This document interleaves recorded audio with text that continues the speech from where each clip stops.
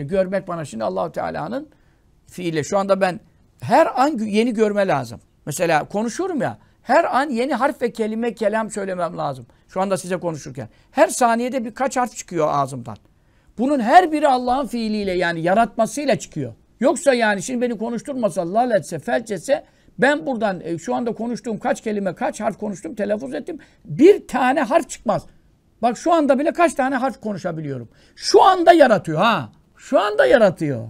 Öyle Mutezile'nin dediği gibi kul kendi şeyini kendi yaratıyor. Allah toptan ona bir yaratma şeyi vermiş. Ondan istediği gibi bozuk para gibi ortalığı istediği yerde harcıyor, saçıyor, savuruyor. Öyle bir şey yok. Şu anda yaratmasa ben konuşma. Şu anda yaratmasa işitmeyi, senin oradan bir telefon, bir mesaj gelip duruyor Mahmut'a mesela. Oradan ses geliyor bana. Şimdi ben o sesi duyamam mesela. O sesi niye duyuyorum? Allah bana işitme yaratıyor. Anladın mı? Şu anda o işitmeyi yaratmasa, şu anda orada mesaj gelse ben duymam o sesi. Guru bir şeyler ediyor. O anda yaratıyor. Anladın mı? Görme. Şu anda ben görüyorum. İşte karşımda Yunus var. Orada hareket yapıyor. Sağa bakıyor, sola bakıyor. Ben onu şimdi ayağını yukarı kaldırmış. Bunu görmem için 1 saniye, 2 saniye evvelki görmemle onu göremem. O çünkü 1 saniye sonra o hareketi yaptı. Onu görmem için o anda görme yaratıyor. Yani muttasıl icat ediyor. Efendi Hazretleri çok iyi anlatırdı bunlar. Yübdiu, muttasıl icat ediyor. Külli yemin ve fişan. Her an Allah bir şandadır. Çok önemli bir iştedir. Nedir bu? Allah'ın hati bu. Yübdiu, devamlı icat ediyor. Yani şu anda benimle ilgili.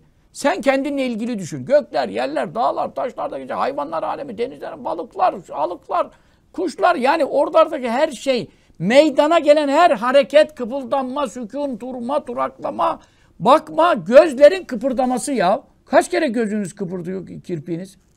Kaç kere şöyle yapıyorsunuz günde? Kimisi tiklidir zaten, o çok daha fazla yapar. Kimisi normal. Kaç kere? Nefes alıyorsun, 24.000 nefes. Aldığın verdiğin ayrı sayarsan 48.000. Bir günde ortalama nefes darlığı olmayan normal bir insandan bahsediliyor. 48.000 nefes alıyorsun, veriyorsun. Bunun her birini özel yaratıyor. Yaratmadığı anda sen ne olursun? Nefesin kesiliyor. Başlıyorsun bas parmağı, bacak vurma. Ondan sonra efendim can çekişmeye başlıyor. Anladın mı? Ya sırf senin 48.000 nefes senin hakkında günlük yaratıyor. Konuştuklarında her harfini o yaratıyor. İşittiklerinde her duymanı o yaratıyor. Gördüğün her şeyi de o anda yaratıyor. O anda. Sana 1 saat evvel, 1 dakika evvel yarattığı görmeyle şu anda meydana gelen şeyi göremezsin ki. O icat etti onu, o bitti şimdi. Yeniden icat. Yübdi'u. Ve la yebtedü. Kendi hiç icat olmuyor, değişmiyor.